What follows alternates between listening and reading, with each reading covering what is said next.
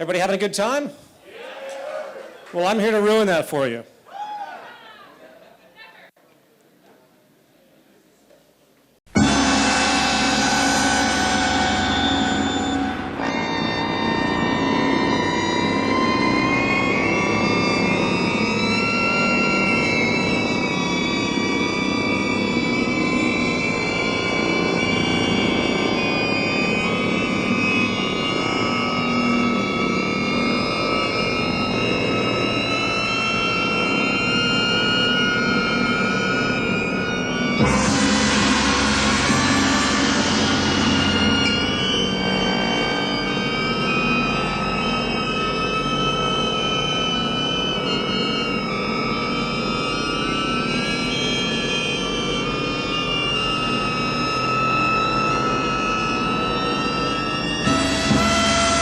That's what's going to happen if anyone talks. All right. The title of this presentation, which I've tried to make as animated and as interesting as possible, because I guess most Zeitgeist events do have at least one really long, grueling, boring lecture. But this one, I'm attempting to make a multimedia experience out of it, called Art Science Alloys. I would like to note that the original version of this, which I completed about 5 in the morning last night, was about 45 minutes, and I've had to condense it down to 15 for the sake of this event. So please bear with me. It's going to jump very quickly, so please pay attention. The term art science alloys is borrowed from the title of the doctoral thesis of this man, Iannis Xenakis. And apart from having the most kick-ass sounding name ever, Xenakis, he is best known today as a 20th century modernist composer, and as I will describe, his ideas regarding music came from a very unique place. As with all artists, the time period of existence has great relevance and influence. Fighting for the Greek resistance during World War II against fascism, he was shelled in the face by a tank, losing a good portion of his left side along with part of his vision. He was exiled from Greece as a political dissident after the war, moved to the United States for a while, and then eventually settled in Paris, where he made his living as an architect. As most are aware, the 20th century marked an explosion of abstraction and the rejection of traditional norms. The formless art of abstract expressionist painters like Jackson Pollock, to the works of James Joyce, who decided to create a completely different literary vocabulary with multiple dimensions. This is an excerpt, if you can read it, from Finnegan's Wake from 1939, which is not only written in numerous languages simultaneously, with some he literally just made up, it's also abstractly referencing other historical literature that go back to the classics thousands of years. I challenge anyone out there to read these 700 pages of insanity that he put forward. As far as music, the so-called classical music genre of the 20th century worked to abandon traditional forms and create new structures as well. 12-tone serialism was a very popular approach, which, as per the philosophy of Arnold Schoenberg, attempted to emancipate the dissonance, or to free the discordal qualities from their apparent subservience to the consonants, as per the laws of traditional tonality. Very quickly, if anyone here isn't familiar with basic tonal harmony, which I think is important to run down, in about 500 BC, Pythagoras discovered that a single tone, every single tone we hear is actually accompanied by a series of overtones called harmonics, and most notable are the fifth and the third, and they comprise basically the major chord that we tend to hear. And the most dominant, of course, is the fifth, but if you stack these fifths, the natural structure, you get all 12 notes of the chromatic scale as you see on a piano. In short, we perceive consonance and dissonance in musical harmony because of this acoustical phenomenon, and our bodies, being of course created by the same physics, respond sympathetically. So when we hear, say, the instability of a diminished seventh chord, we're very relieved when it resolves itself.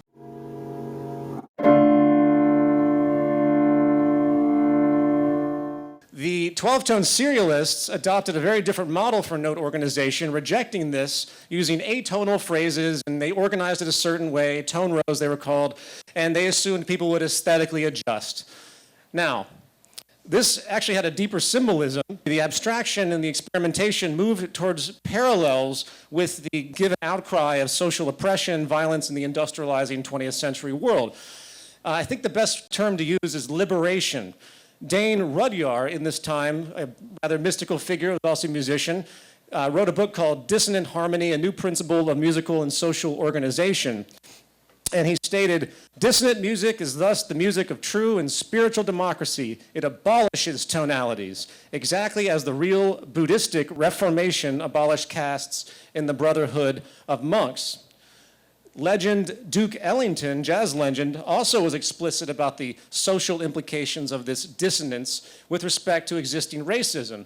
In an interview, he said, "That's the Negro's life. Hear that chord? Dissonance is our way of life in America. We are something apart, yet an integral part."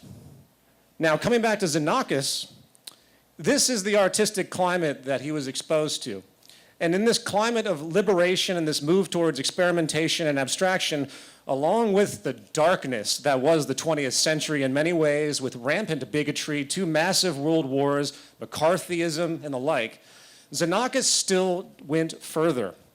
He was interested in a larger order liberation, specifically the unification of the arts and the sciences. His core merger personally was architecture, mathematics, and engineering, and linking them to music, something he later called formalized music. More broadly, and this is slightly an aside, this idea was later embraced by famous microbiologist Edward O. Wilson when he coined the term consilience, or the unity of knowledge. And the truth of the matter is that when you dig deep intellectually, everything has an interdisciplinary synergy. You say nutrition. You can't talk about nutrition without talking about biology. You can't talk about biology without talking about physics. You can't talk about physics without talking about mathematics, and so forth. However, Xenakis took more of a structural view, in that he saw the arts and sciences as sharing the same process via the nature of human thought, experimentation, and logic, along with the shared influence of culture. He states, "The universes of music, classical, contemporary, pop, folk, traditional, avant-garde, etc., present amazing diversities, rich in new creations, but also fossilizations, ruins, and wastes, all in continuous formation and transformation like the clouds. This is explained by the proposition that music is a socio-cultural phenomenon subordinated to a given instance in history. However, one can distinguish parts that are more variant than others, and thus form materials of consistency, resulting from diverse epochs of civilizations, materials that move in space, created, hurled, clashing, influencing, and annihilating each other." He then goes on to describe the underlying process of inference and experimentation, which the arts and science share. He states, "Art has something of an inferential mechanism, which constitutes the ground on which all theories of mathematical sciences, physics, and those of living beings. The games of proportions in architecture, literature, music, painting, theater, dance, and so on are all made on the terrain of inference in the strict logical sense. Besides this terrain exists the experimental mode that challenges or confirms the theories created by the sciences, including mathematics. Since the development of non-Euclidean geometries, mathematics has also proven to be an experimental science over the longer span of time than other sciences. While the arts are also governed, of course, by the experimental mode. Indeed, there are not, and without a doubt never will be, objective criteria for absolute and eternal truths of the validity of a work of art, just as there is no scientific truth as definite." And finally, he draws a unique poetic qualification, which is important to his character, where he elevates the arts from the sciences due to aesthetics.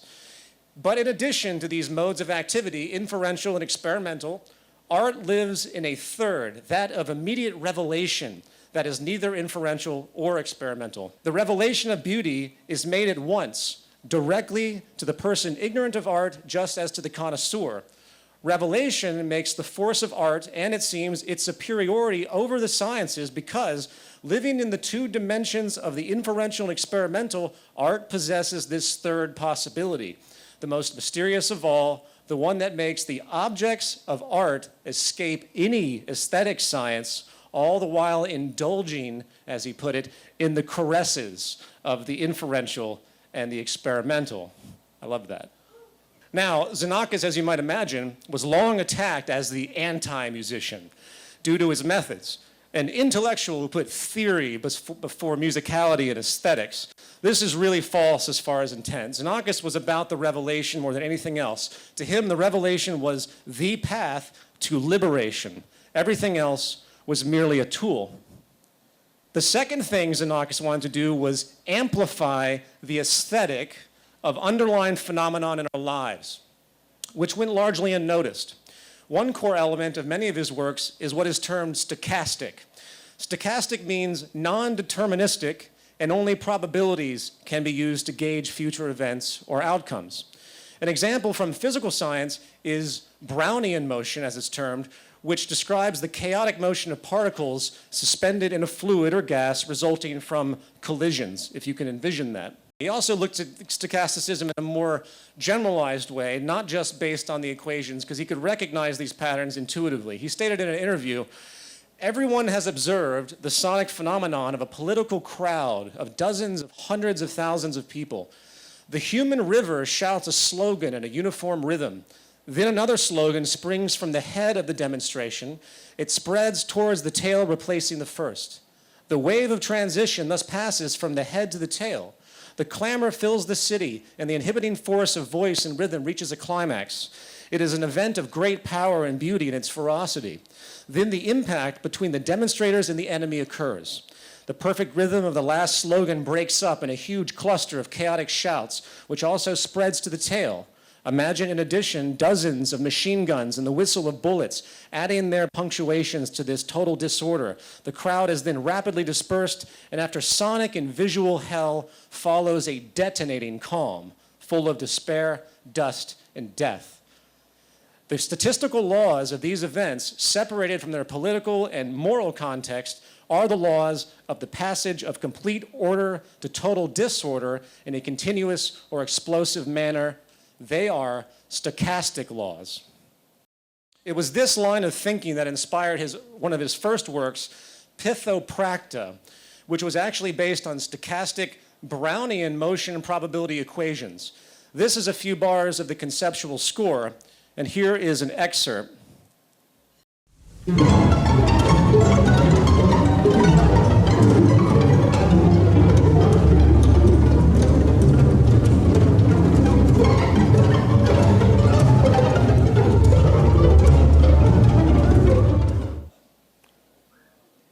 While the Beatles thought about the sun and manifested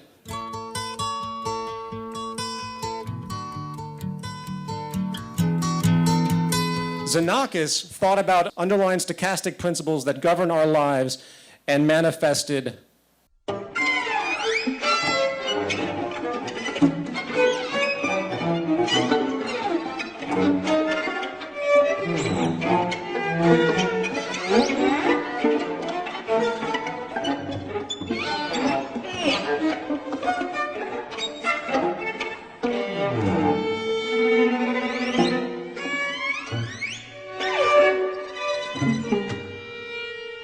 That piece was called ST4 for string quartet, and every element you heard was arrived at by stochastic probability equations. As an architect, the crossover was even more obvious. This is a structure designed by Xenakis for the 1958 World's Fair in Brussels. The design was directly taken from his musical work, Metastasis. If you look carefully on the left, you'll notice the use of what are called hyperbolic paraboloids in the small schematic on the left, which is the building you just saw prior. And you might notice them also in the musical score on the right. While the three dimensions are more of an optical illusion, that the lines that you're looking at on the right imply a three-dimensional space, the concept is consistent from a 2D visual standpoint. And starting 2 bars before, the following video will track this aural architecture as it plays so you can hear it. To clarify, this is a full orchestra, and the lines you see scored here, that's a real score, are glissandos played by a string section.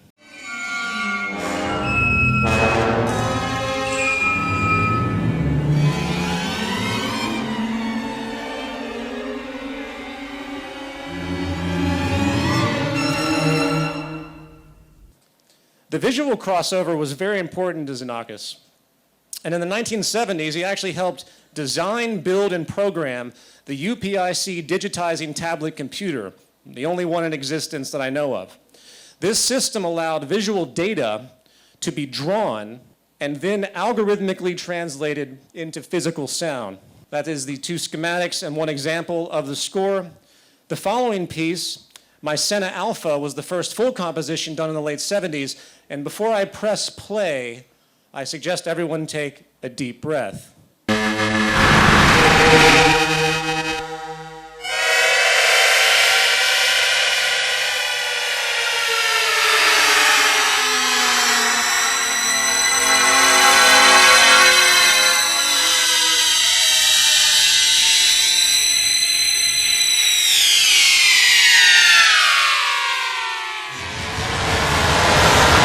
Now, in this final note, because this is a rapid review of the depth of this man's work, which extends way beyond what I'm covering, Xenakis was the first to employ the idea of multimedia, something that we take for granted. He created these massive multimedia events called polytopes, where he combined light, architecture, music, and theatrics.